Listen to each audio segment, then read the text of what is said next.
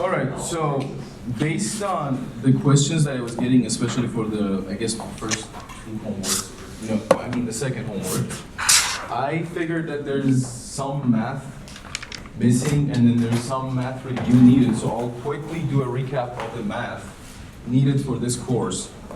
So we know that a complex number can be written in two forms.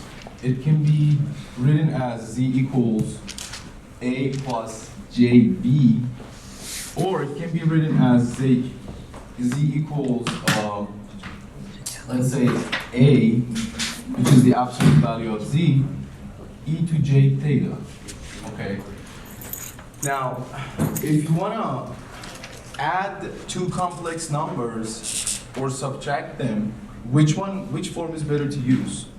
Obviously, the upper one, right? Sometimes I felt that that was confusing. So, for plus minus, use this form, okay? And then for multiplication and division, use this form simply. Because like, in this form we have, let's say z1 times z2 equals a1 e to j theta 1 times a2 e to j theta 2, and that's equal to a1 a2 e to j theta 1 plus theta 2. So it can be simplified in this form, and then the other one is quite obvious. That's one thing. The other thing is, last time I mentioned the circle. Why is this circle important? Because this circle represents the cosine axis, the horizontal axis, and then the sine axis, which is the vertical. The cosine axis corresponds to the real part of the complex number, and the sine axis corresponds to the imaginary part. So if you get a complex number in the a plus jb form, let's say 3 minus j3, z1 equals 3 minus j3.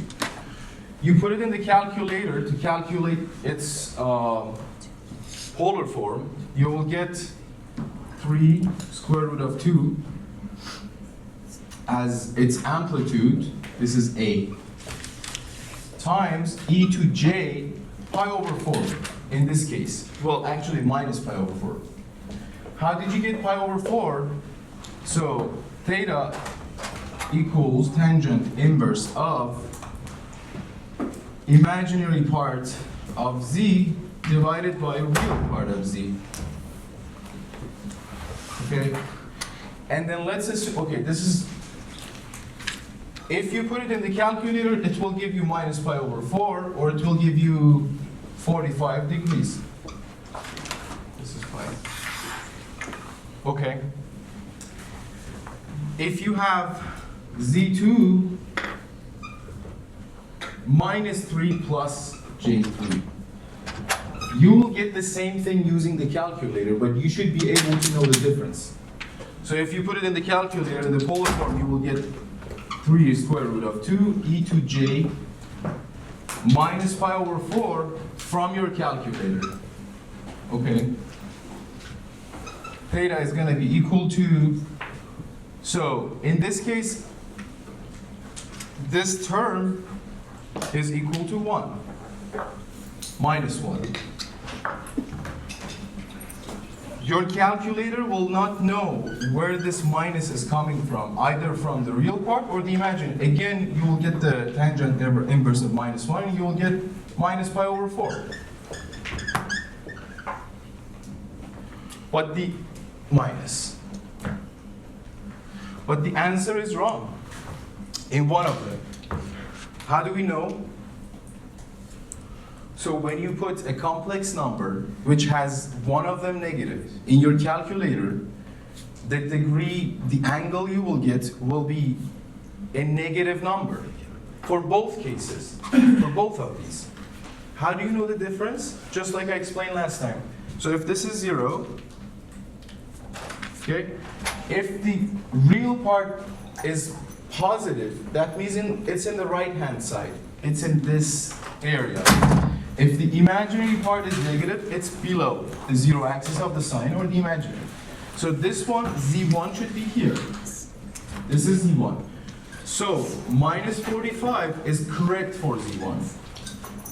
How was Z2?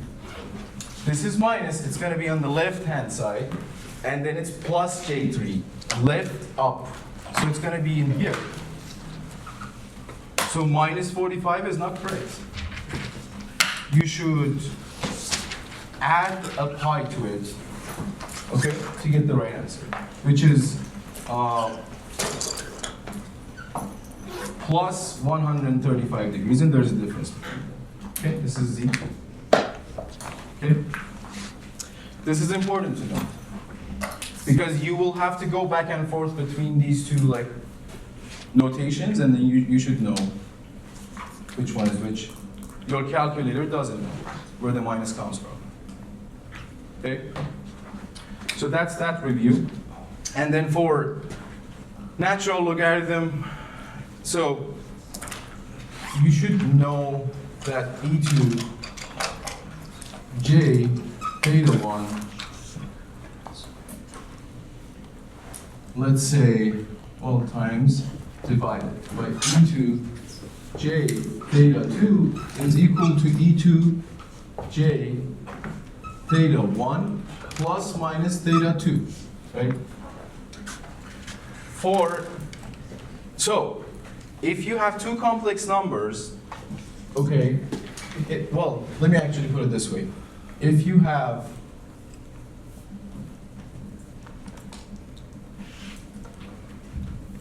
well, that's one thing. And then if you have like z equals to a plus jb, and it tells you to calculate e to j, e to z itself.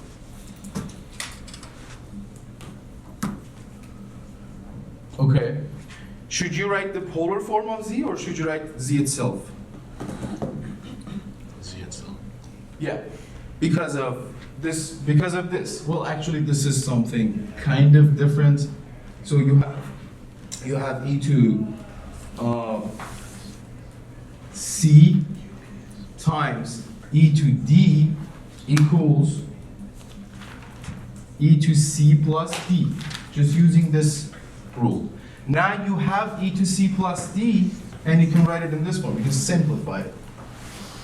So this is going to be e to a plus jb equals e to a times e to jb. And you already know e to a, like you just put it in the calculator, it will give you the value. E to jb, again, can be simplified by this formula, cosine of b plus j sine of b. And you enter b in your calculator and get the cosine and sine values. Right? That's one thing. Then you should know the identities for natural logarithm, like ln of a b is equal to ln of a plus ln of b. Ln of a divided by b is equal to ln of a minus ln of b. Ln of e to theta, generally, is no j yet. Whatever it is, if it has j, if it's a complex number, if it's not a complex number, this just comes out. Cos theta, right? Then, yeah. So if you have ln of z is being asked in the question, it's better to use the polar form. Ln of a e to j theta, and then, well, let's call this theta point to get this, which would be equal to ln of a coming from your calculator plus ln of e to j theta.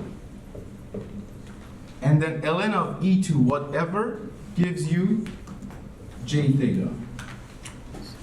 So it would be ln of a plus j theta.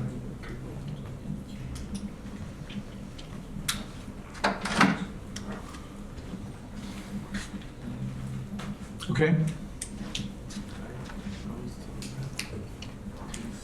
So that's how we pick and choose what form to work with. Like either the real imaginary, real plus imaginary form, or the polar form. Okay? I'm gonna delete the board now. So that was the math part.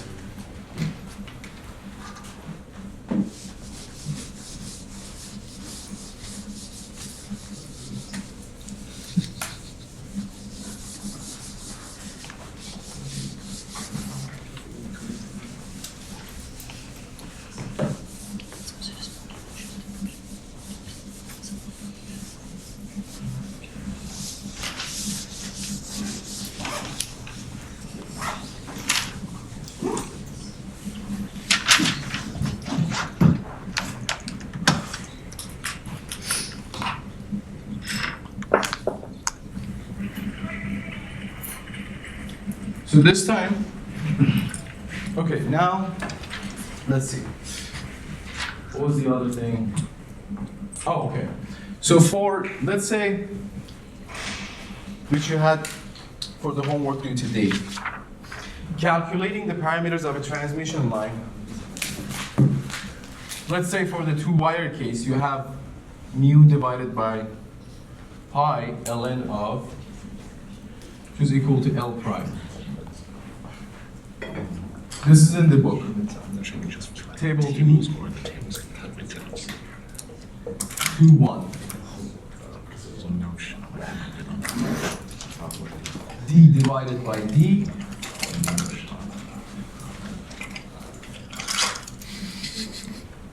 plus D divided by D to the power 2 minus 1. Okay. Bless you. Bless you. Can I ask a question about the complex? So why is it that the phasor has to be between negative pi over 2 to pi over 2? It doesn't have to be. The calculator gives you that number. It can be any number between 0 and 2 pi in reality. Or it can be, well, instead of 0 and 2 pi, you can say minus pi to plus pi. Yeah. It's the same thing, right? But your calculator returns only because like it just gets either a negative value or a positive value for tangent inverse. But if you have like e to the negative 3 pi over 4j, would you have to change that so it becomes between negative pi over 2 to pi over 2? Not necessarily. If it's 3 over 4 pi, Negative 3 pi over 4. no, that's still correct. So it can be either positive 5 pi over 4 or negative 3 pi over 4. Whichever direction you go from, it's still the same thing. So, Thank you. yep. Okay, so these parameters are geometrical parameters, okay, of the transmission line.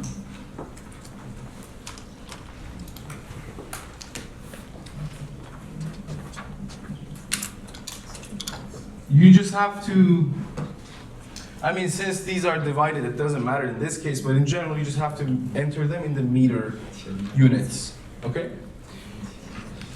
But this mu, if you have epsilon, there's a point about them. For the dielectric materials, well, in general, before we get into dielectric, mu is equal to, this is not only mu r. So mu is equal to mu r times mu 0. And epsilon is equal to epsilon r times epsilon 0. So when you are plugging the numbers in, be careful about the zeros. These are vacuum values, free space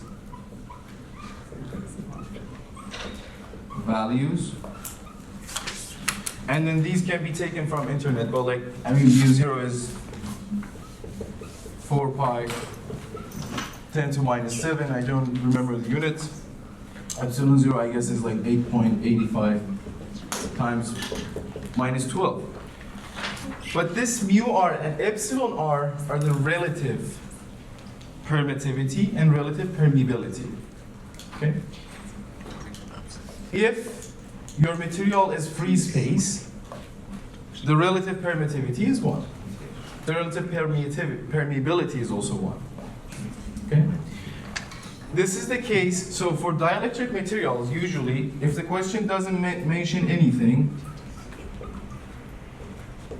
insulators, like between the two wires, mu r of dielectric or insulator, mu r and I, is equal to 1. Can be assumed as 1. These are non-magnetic. They don't have magnetic properties. So if the question doesn't mention anything, you can safely assume that mu r of the insulator is 1. But also in the formulas, you have mu c, like conductors, metals. Okay, you have mu c, mu r and c, let's call it.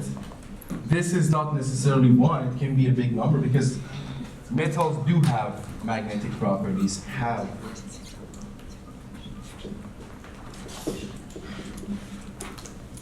Okay?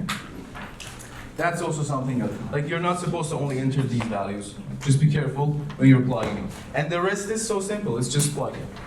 Okay? So we can be sure that if it doesn't mention it, it's just gonna be like mu is always gonna be 1. Yes, the relative mu is going to be 1. Yeah. For the insulator. For the insulator, because like these are, let's say, for the coaxial cable, you have like inner and outer metal, right? And then between them there's an insulator, right? The cable itself is metallic. Okay? For the insulator, yes, you can safely assume if it doesn't mention mu r is equal to 1. But for the metal, let's say if it says it's copper, you have to look up mu r of copper. And it's not going to be 1 because copper does have magnetic properties. Okay?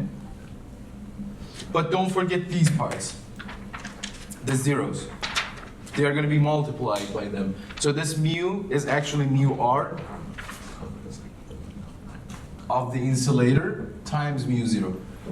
The notation says if it comes with a C sub, if it's going to be conductor, otherwise it's like the insulator. That's why I didn't mention it. Okay? Okay.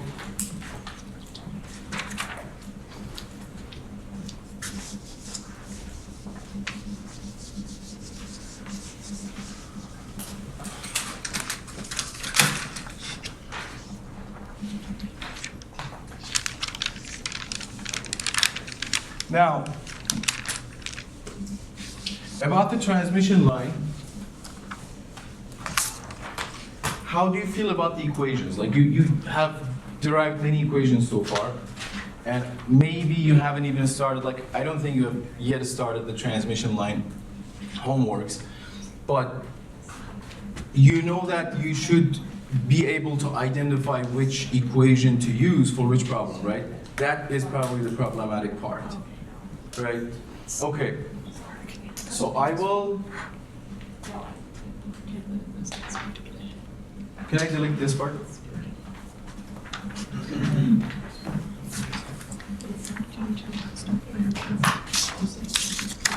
I want to write down the formulas and then solve the question for the transmission line. But you should have formulas in front of yourself to be able to solve the questions.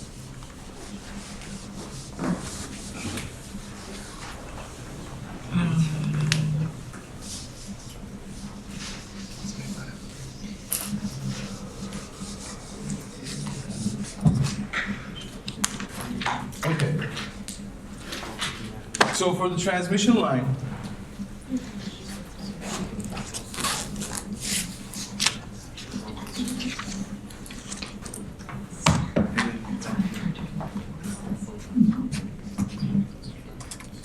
there's some standard formula. So for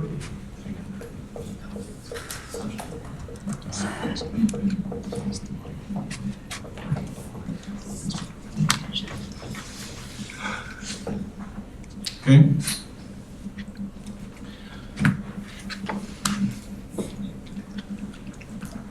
The phase velocity formula is the same as we read before. So it's like UP equals lambda over T, like delta X over delta T.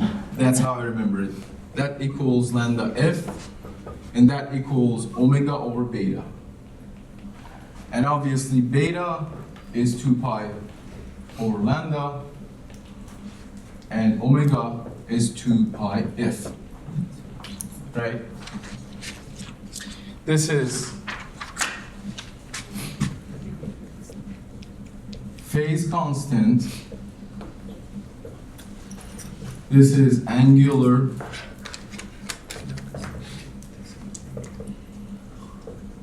frequency. This is phase velocity. Okay. Obviously, this is wavelength.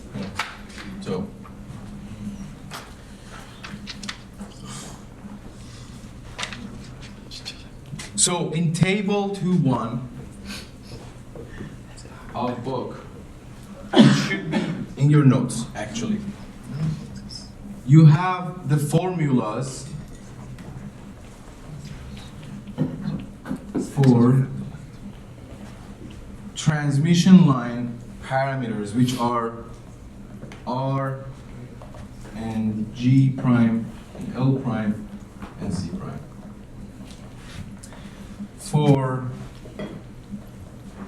Now, seeing those formulas, you may not know which parameters refers to what in the question.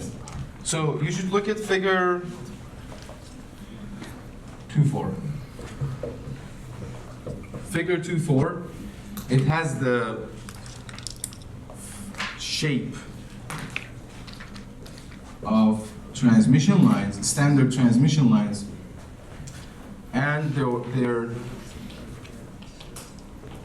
geometrical notations. Okay.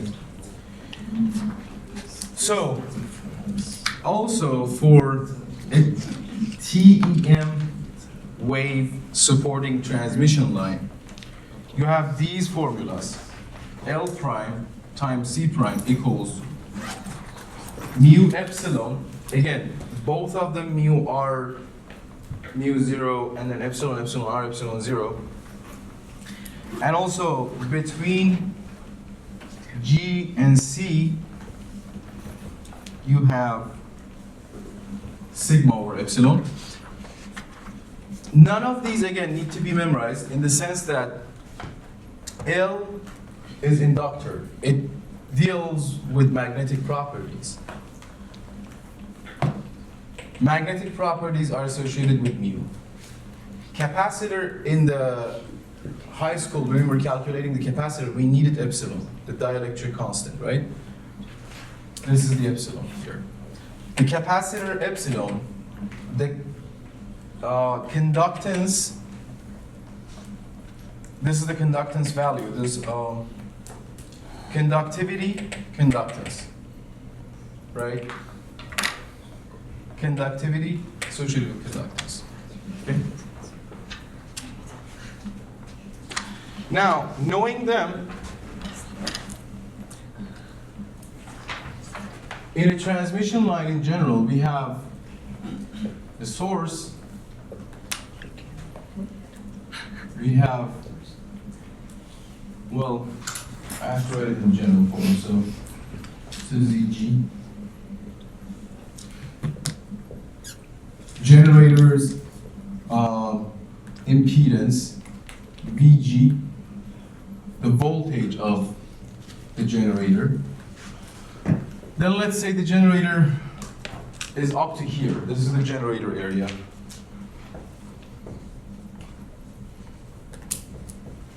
Or the source. Then after this, you have a transmission line. And then at the end, you have a load.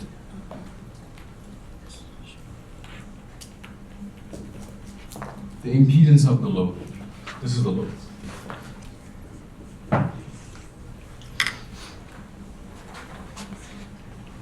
In the transmission line, so let's assume this is Z equal to 0.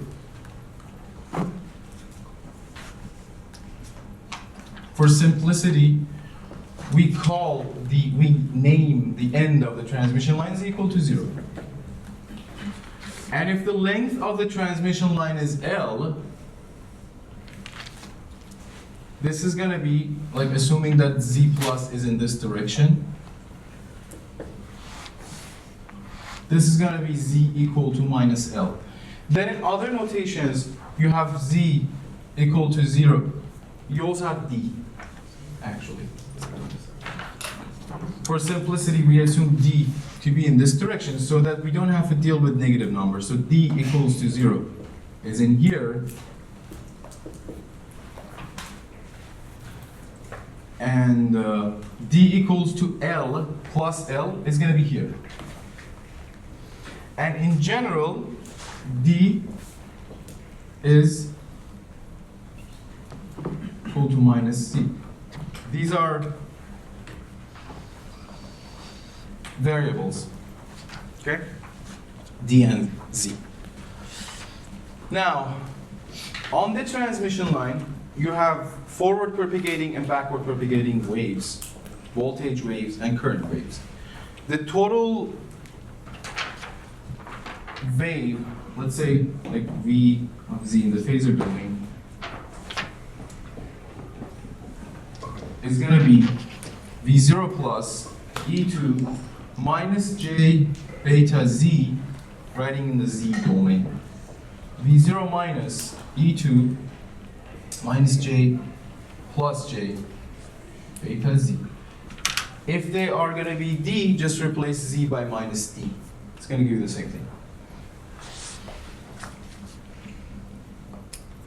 I of Z is equal to I0 plus E2 minus J beta Z plus I0 minus E2 minus, actually plus J beta Z.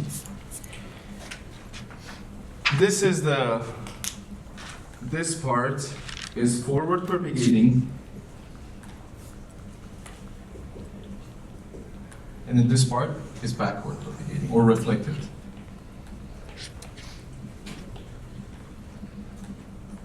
Or reflected. Okay. At the load, we have reflection coefficient at the load. It is equal to the backward propagating wave at the load, equating Z to 0, is going to give us V0 minus divided by V0 plus. So it's like backward, like reflected, obviously it's a reflection coefficient, right? Of the load. V0 reflected, incident. Okay. Therefore, each of these can be written in this form. I can tell that from here, V0 plus is equal to V0 minus, well, actually V0 minus is equal to V0 plus times gamma, or the reflection coefficient, right? So, V0 plus, let's take that out and write it in terms of gamma only, not V0 minus. It's going to be E2 minus J beta Z plus gamma E2 minus to plus J beta Z. And then the current is going to be I0 plus, okay. Well, there's a relationship between I0,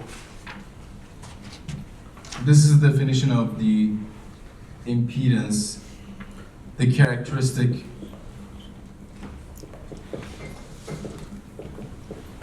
impedance of a transmission line, Z0, is equal to V0 plus divided by I0 plus, and that is equal to V0 minus divided by minus V0 minus divided by I0 minus. Like the whole, out of phase, in phase story of the incident in the reflective wave. Now, therefore, this is going to be I0 plus e to j beta z. And then from here, the relationship between I0 plus and I0 minus is going to be like this. Minus gamma I0 plus. There's a minus for current. Minus gamma E2 plus J beta Z. Okay.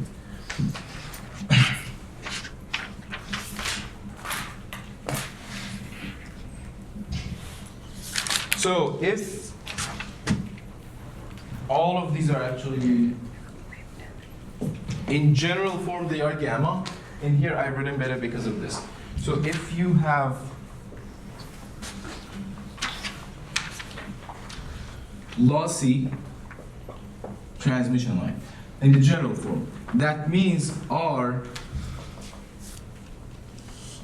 and R prime and G prime are non-zero. In that case, the propagation constant is going to be gamma, and that is going to be equal to R prime plus J omega L prime times G prime plus J omega C prime. If it's lossless, that means R prime is equal to G prime is equal to 0. You don't have any resistor or conductance. Then gamma, and I define this as alpha plus J beta. So it's like real part is the attenuation constant. Its imaginary part is the propagation constant or the phase constant. This time, it's not going to have any imaginary part. Alpha, gamma is going to be equal to J beta. It's going to be purely imaginary. And alpha is going to be equal to 0, right? But this is attenuation.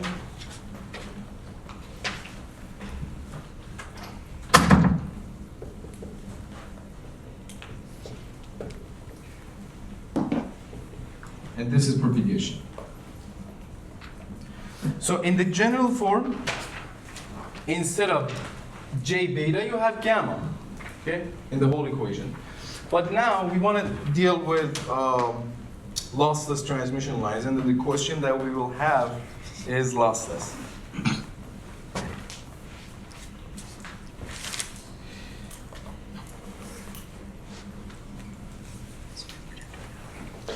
We have more simplifications for lossless case. So this Z0 is equal to, in the general form again,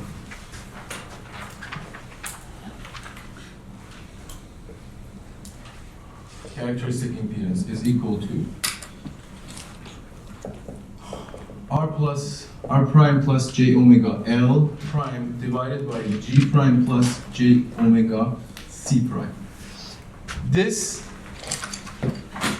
for the lossless case,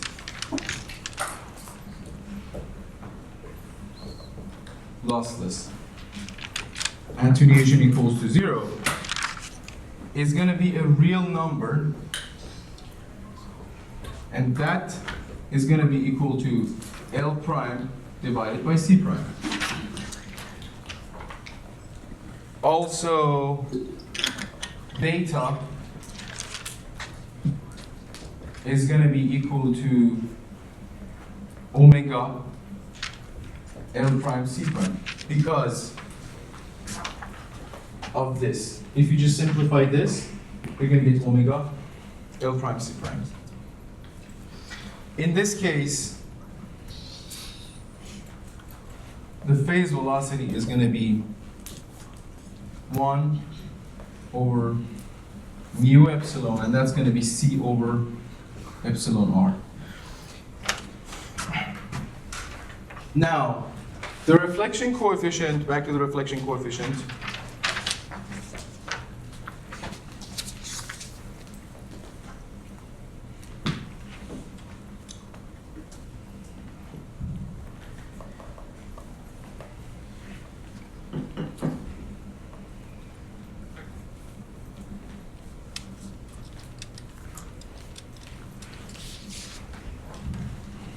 Okay.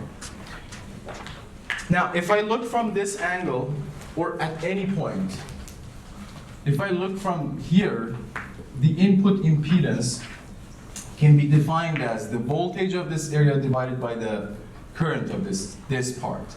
I can remove this whole area, the transmission line plus the load, and replace it by input impedance. The input impedance is equal to Z0, 1 plus gamma, Z0, ZL, let's see. Yeah.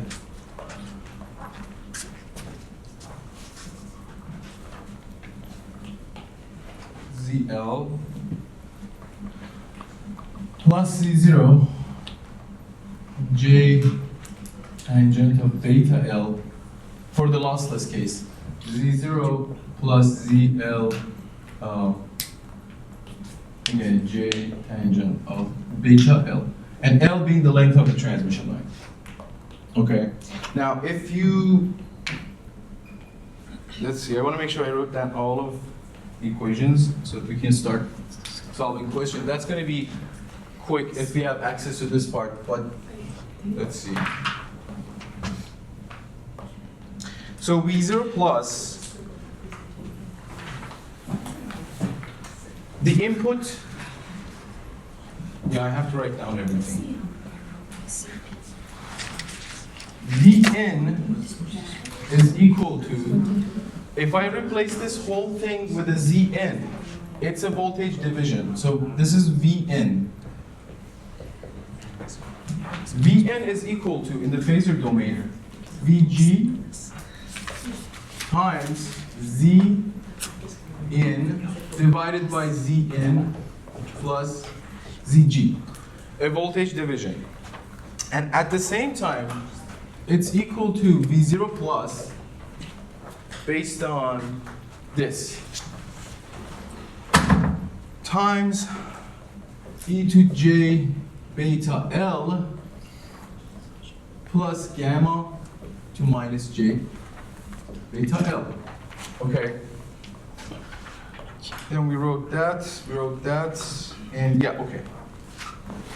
Now let's see, well, there's also, for the standing waves, standing wave is the amplitude of the sum of the forward and backward wave. We have SWR equals to S, this is the parameter, just, which is the ratio between the maximum and minimum of the standing wave. 1 plus 1 minus gamma. Okay, let's see. All right, and then the standing wave voltage, the absolute value happens at Z0 plus times 1 plus the absolute value of gamma to the power 2 plus 2 absolute value of gamma times cosine of 2 beta Z plus theta R. Now, what is theta R? This whole thing, square root of this whole thing, Gamma in general is a complex number because load, even though we're dealing with lossless lines, but load is not supposed to be, so gamma is ZL minus Z0, ZL plus Z0. It's a complex number. So gamma is equal to absolute value of gamma e to j theta r. That's theta r. Okay, well, a lot of things. Now, let's see. We have a question. The question says,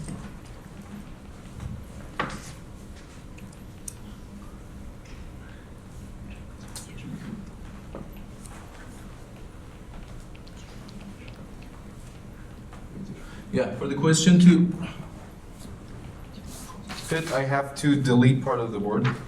But we actually don't need this part that much anyways. You can write them again.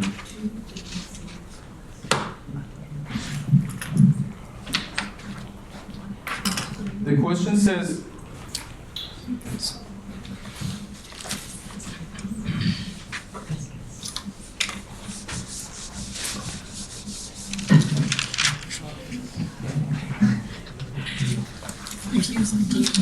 Stay up.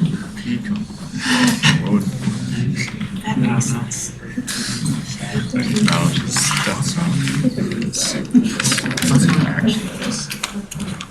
It's theta.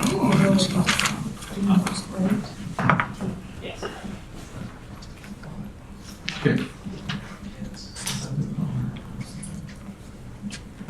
It says, it's example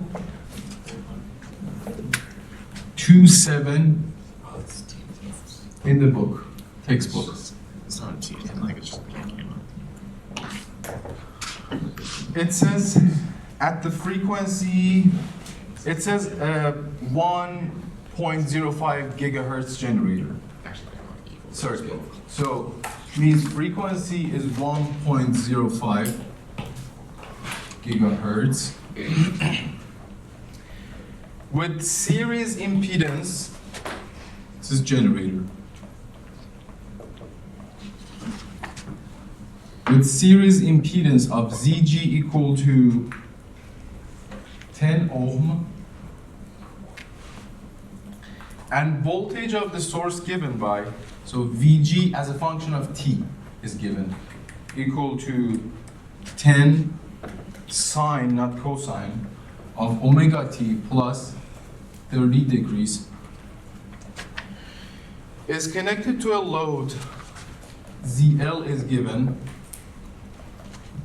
100 plus J 50, in the whole thing in ohms, through a 50 ohm, 67 centimeter long lossless transmission line. So when it says 50 ohm transmission line, it means the zero is 50 ohm. And when it says 67 centimeters, that's the length of the transmission line.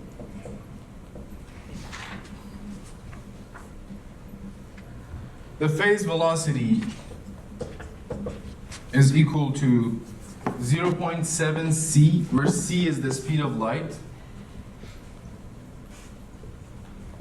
in vacuum. Okay, it says find v, z, and t as a function of time, not the phasor form, as a function of time as well, and I. The full formula for current and voltage. So if you look at book as the solution, I don't think like no one, it's just, if you want to understand how the question is tackled, it will be kind of memorization. You'll be like, oh, okay, so it has to start from here, then the question. But usually you have to start from the end. The question, it doesn't start from the end, it just says start from this step. And that step is like a formula that you may feel comes out of nowhere among all of those formulas. Now, let's see what it wants from us. Let's write down the final thing. The final thing is this. First of all, if I have the phasor domain, I can, based on the math that we learned initially, I can write down in the time domain, right? So let's see what the phasor domain is going to be. It's written here, right? So this wants actually this from us, and if I have this I0 plus and V0 plus are related by Z0, okay? So, and I want this. Then I have to just write them in the time domain, right? Let's see what are the unknowns. So I would say I0 plus simply is equal to V0 plus over Z0. This is a general thing like you should know, like impedance is equal to voltage divided by current. Current is equal to voltage divided by impedance. Now, what is missing is beta and the V0 plus itself. Look at the solution, make sure you compare the way, like I am trying to tackle the question and the way the book has started to solve the question. If you learn to write the formula that it wants from you at the end first and see what's missing, then you can be more goal-oriented, know what you should be looking for in the formulas. So this is already known. We have two parameters that we want to find then. This is equivalent to asking this. Find V0 plus and find beta, right? First, let's find beta, because these information that are given are very simple. Like if you have this and this, you should be able to find beta. Beta is equal to, well, what we, oh yeah, 2 pi over lambda in general. But like the phase velocity we wrote is equal to omega over beta. Therefore, beta is equal to omega over phase velocity. And omega is 2 pi f. F is already given. Phase velocity is 0.7 times c. Right? Now, this is equal to 2 pi times 1.05 times gigahertz 10 to 9 hertz. Divided by 0.7 times 3 times 10 to 8, the speed of light. So we got beta from here. And then this should be 2.1. This and this will simplify. You'll have a 10 in there, right? 10 times this is going to be 10.5. 10.5 times 2 is going to be 21. 21 divided by 2.1 is going to be 10. So it's actually 10 pi. Okay? So we found beta. What is missing? Just one thing, V0 plus. For V0 plus,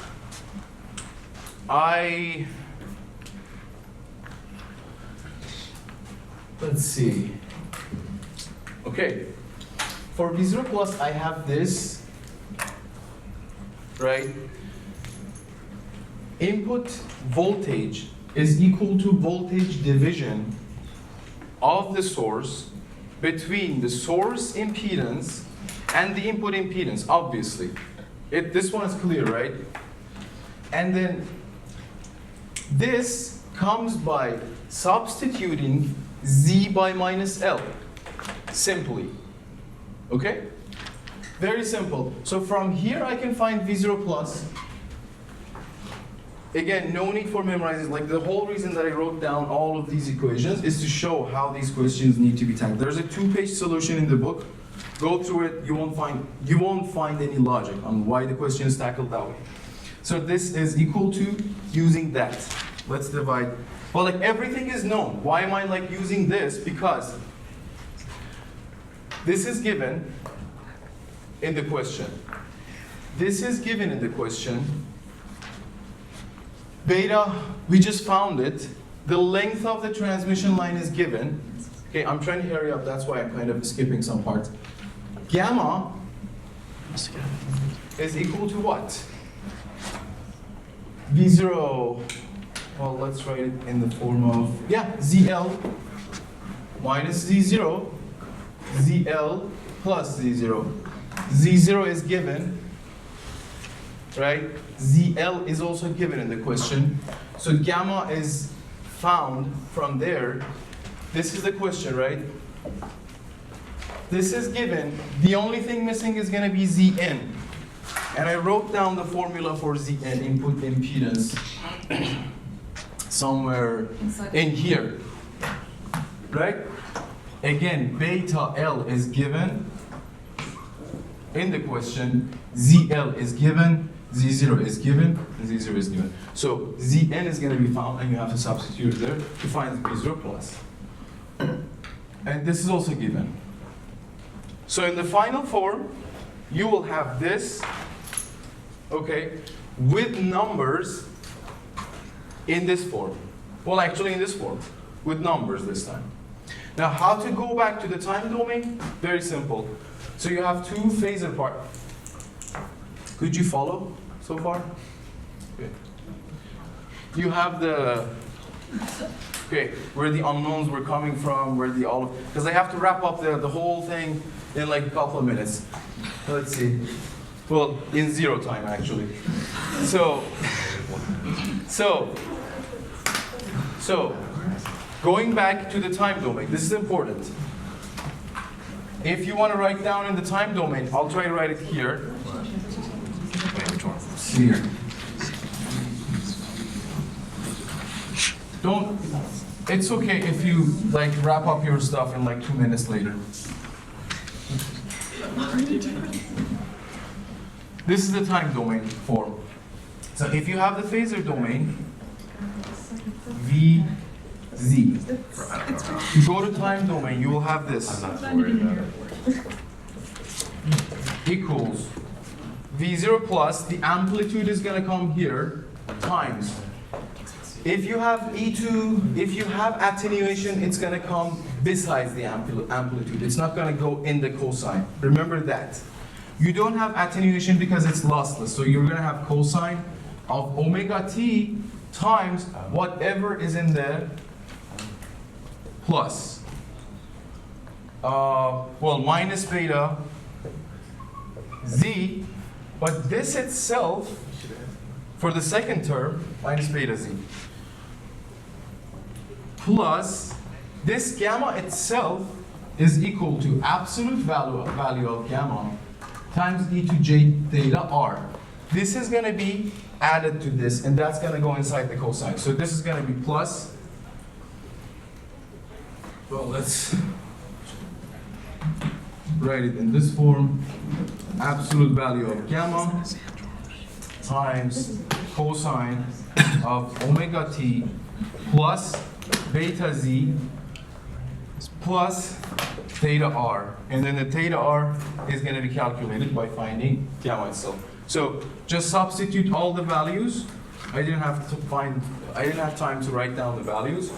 But, well, let me write down the values so you can just double check them out.